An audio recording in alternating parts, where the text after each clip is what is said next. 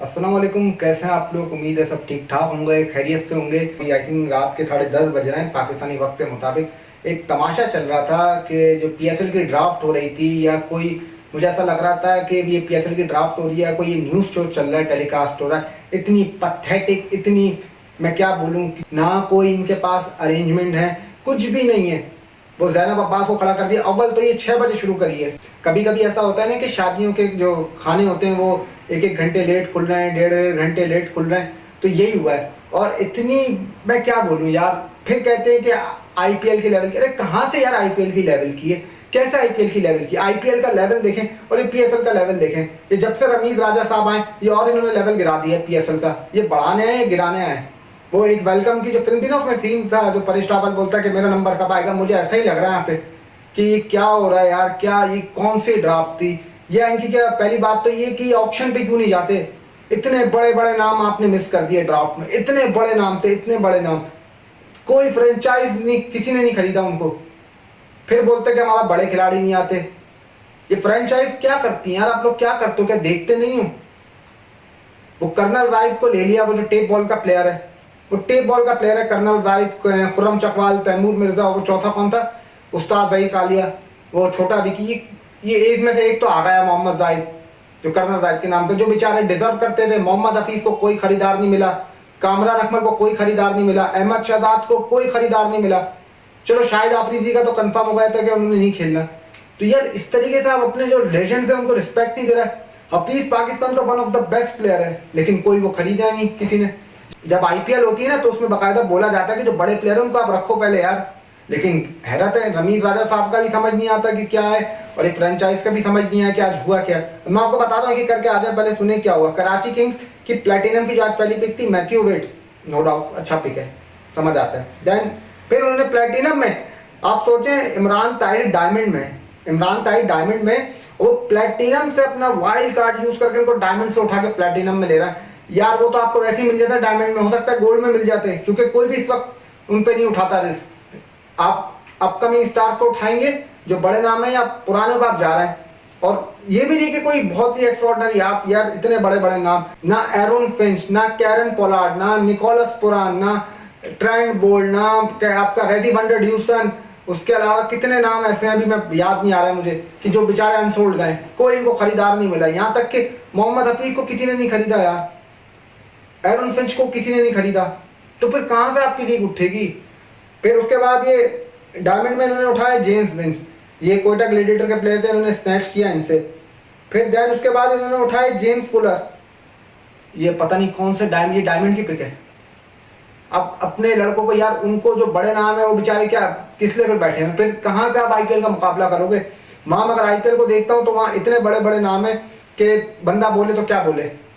उसके अलावा फिर गोल्ड में एंड्रू टाई, चलो अच्छा है, समझ आते हैं, बॉलर अच्छे, इतने बुरे नहीं है। फिर उसके बाद सिल्वर में इन्होंने उठाया तैयब ताहिर, अच्छी पिक है, नो डाउट ये लड़का डिजर्व करता था, इसको मौका दिया, बिल्कुल सही दिया। फिर मोहम्मद इकरा, सही है। फिर उसके बाद इमर्जिंग में इरफान खान नियाजी, इनका मुझे इतना कुछ पता नहीं है, इमर्जिंग के लड़के हैं, तो इस पर जब डिटेल में शो करेंगे हर टीम पे तो उसमें बात करेंगे इन पे कि क्या है। फिर सप्लीमेंट्री में इन्होंने उठाया तबरेज शमसी, चलो सप्लीमेंट्री में तबरेज शमसी को उठा रहा हो, अव्वल तो पता नहीं वो आते हैं या नहीं आते, या भाग ना जाए। जब इनको पैसे नहीं मिलेंगे, जब अच्छी कैटेगरीज बड़े नामों का नहीं दोगे, तो फिर वो कहाँ से आएंगे यार? ये अफगान प्रीमियर लीग हो रही है, ये पाकिस्तान सुपर लीग थी। फिर उसके बाद सप्लीमेंट्री में इन्होंने उठाया मोहम्मद उमर, चले कराची किंग्स तो हो गई। अब आ जाते हैं मुल्तान सुल्तान पे।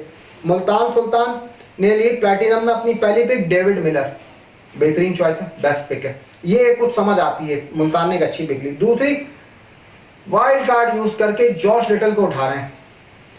इतने पीछे बड़े बड़े नाम बैठे हैं, लेकिन खैर एंड्रयू फ्लावर इनके कोच हैं, अब वो पता नहीं उन्होंने क्या देखा इनमें, क्या इन आयरलैंड के प्लेयर हैं ये जॉश लिटल, इनको उठा दिया, प्लेटिनम में ले लिया। चलो भाई ले लिया तो ले लिया, क्या बोल सकते हैं। फिर गोल्ड में इन्होंने लिया है अकील हुसैन, अकील हुसैन को इन्होंने लिया गोल्ड में। अकील हुसैन गोल्ड के अंदर सही है, चलो इतनी बुरी चॉइस नहीं है, लेकिन और भी बड़े बड़े नाम थे। फिर सिल्वर में उसामा खान, उसामा मीर, समीन गुल, और उसके बाद क्या नाम है, मोहम्मद सरवर आफरीदी और अनवर अली। फिर उसके बाद सप्लीमेंट्री में अरफात मिनाज और आदिल राशिद। अब आप ये बताएं, आदिल राशिद को जब आप सप्लीमेंट्री में लेंगे, अव्वल वो आएंगे, यार कोई जब बड़ा खिलाड़ी आप लेते हो तो उसको रिस्पेक्ट देते हो, बड़ी अमाउंट दोगे तो वो आएगा ना। ये ड्राफ्ट में ऐसा लगता है कि कोई आलू प्याज खरीद रहा हो कि सस्ते में मिल जाए, यार नहीं होता भाई, ऐसा नहीं होता। जब तक पैसा खर्च नहीं करोगे तो बड़े नाम नहीं आएंगे। फिर उसके अलावा चलो अनवर अली, क्या इतने बड़े बड़े नाम, अब क्या बोलूं, कोई है ही नहीं। फिर उसके बाद आ जाए कोयटा ग्लेडिएटर पे। कोयटा ग्लेडिएटर ने अपनी पहली प्लेटिनम पिक ली वनिंदु हसरंगा। चलो Wanindu Hasaranga one of the best spinner है, ये कुछ ढंग की पिक है पहली जो समझ में आती है। फिर दूसरा नसीम शाह, इन्होंने वापस ले लिया प्लेटिनम में। जब इनको ये चीज, इनको गोल्ड में भी मिल सकती थी, इनको डायमंड में भी मिल सकते थे, वो उन्होंने ऊपर पैसे देके पाकिस्तानी मतलब अपने प्लेयर को जो उनको सस्ते में मिल सकता था उन्होंने महंगे में उठा लिया। क्या थिंकिंग है यार। फिर उसके बाद इन्होंने डायमंड में लिया उडेन स्मिथ। अब इनको वेस्ट इंडीज की टीम भी नहीं खिलाती। अभी आप देख लें वर्ल्ड कप स्क्वाड में तो थे उडेन स्मिथ, लेकिन इनको अब इतना खिलाती नहीं है वेस्ट इंडीज, इनको भी बाहर कर दिया। फिर उसके अलावा गोल्ड में इन्होंने उठाया एहसन अली, चल सही है चलो। फिर उसके बाद सिल्वर में इन्होंने लिए उमैद आसिफ और मोहम्मद जाहिद, जो कर्नल जाहिद के नाम से मशहूर है। मजा आएगा अब देखने में कर्नल जाहिद को, सुना है इनके बारे में, T10 में भी देखा था, लेकिन कोई खास परफॉर्मेंस तो इनकी थी नहीं। लेकिन ये टेप बॉलर के तो बहुत अच्छे बॉलर हैं और लाहौर कलंदर की जानिब से खेल चुके हैं। फिर उसके अलावा अमर्जिंग में क्या नाम है इनका, अजमल खान और अब्दुल्ला वहीद, एक अजमल खान और दूसरा अब्दुल्ला वहीद, सही। फिर सप्लीमेंट्री में इन्होंने पिक किया उमैर बिन यूसुफ और Martin Guptill. Martin Guptill supplementary में मुझे अब ये देखना है कि इनमें से कितने आते हैं और कितने आपका विड्रॉ कर देंगे। अभी तो विड्रॉ भी बहुत सारे करेंगे, मैं आपको अभी से बता रहा हूँ, क्योंकि बहुत सारे खिलाड़ी तो राजी नहीं होंगे खेलने के लिए। फिर इस्लामाबाद यूनाइटेड, पहली पिक रहमानुल्लाह गुरबाज, सही है, इनका परफॉर्मर था। दूसरे पे इन्होंने लिया एलेक्स सेल्स, यानी इस्लामाबाद ने अपनी वही टीम ली, कोई इन्होंने ज्यादा छेड़छाड़ी नहीं करी टीम के साथ। डायमंड में ये फजल हक फारूकी, क्या बोल सकता हूँ यार, बस क्या बोलूँ, अफसोस की बात है कि जो चीज़ कहाँ से कहाँ हो रही है, क्या हो रहा है मुझे समझ नहीं आ रहा। ये वो बात है ना कि उल्टी दुनिया हो जाए तो फिर बस क्या बोल सकता बंदा। देन उसके बाद इन्होंने लिया सुहेब मकसूद सिल्वर में। फिर रोमान रईस और तीसरे इनके अबरार अहमद, यानी वही हमारे मैजिशियन जो नया बच्चा आया, तो अबरार अहमद इन्होंने सिल्वर में उठा। फिर अमर्जिंग में इन्होंने लिए जिशान जमीर और देन उसके बाद हसन नवाज, और सप्लीमेंट्री में इन्होंने लिए मुबशिर खान और मोइन अली। मोइन अली सप्लीमेंट्री में बिक रहे हैं, क्या बंदा बोल सकता है यार। फजल हक फारूकी डायमंड में बिक रहे हैं। एलेक्स सेल्स चलो सही है, वो बिके तो अच्छे समझ आते हैं, लेकिन मोइन अली और फजल हक फारूकी, एक बेचारा सप्लीमेंट्री एक डायमंड, हैरान कुन है, बस क्या बंदा बोले। फिर उसके अलावा बात है लाहौर कलंदर। लाहौर कलंदर ने लिए, एक्सपेक्टेड था, पता था बिकेंगे, फकर जमान साहब। डायमंड में वाइल्ड कार्ड यूज करते हैं, एक सर डॉन ब्रैडमैन लेवल का खिलाड़ी उठाते हैं, हुसैन तलत, बेहतरीन चॉइस। फिर गोल्ड में ये दो लेते हैं, एक one of the best allrounder है, खैर ये तो गोल्ड में उन्होंने बहुत जबरदस्त पिक करी है, सिकंदर रजा की, और वो नो डाउट आई थिंक अपने करियर की बेस्ट फॉर्म में। फिर ये गोल्ड में एक और इन्होंने खिलाड़ी उठाए जो पेशावर जलमी के साथ रहे, एक सीजन में इस्लामाबाद के लिए खेले, उनके प्रीमियम ऑलराउंडर थे पेशावर जलमी के, लियाम डॉसन। चलो ये भी एक अच्छी पिक ली। फिर इन्होंने सिल्वर में तीनों पाकिस्तानी उठाए, क्योंकि इनके जो कोठा था वो पूरा हो चुका था। उसमें एक अहमद दानियाल, दिलबर हुसैन और मिर्जा ताहिर बेग, ये नाम आते हैं। फिर इमर्जिंग में इन्होंने एक ही नाम उठाया, शावेज इरफान। अब ये कैसे, इनके बारे में कुछ पता नहीं, क्योंकि इमर्जिंग में इनके अपने खिलाड़ी होते जो लेते हैं। फिर इन्होंने सप्लीमेंट्री में लिए जलाद खान, और दूसरे जो इनके बाहर के हैं वो हैं जॉर्डन कॉक्स। तो समझ नहीं आता कि यार ये क्या है। जलाद खान वो भी टेप बॉलर है, चलो भाई ले लिया, मैं क्या बोल सकता हूँ।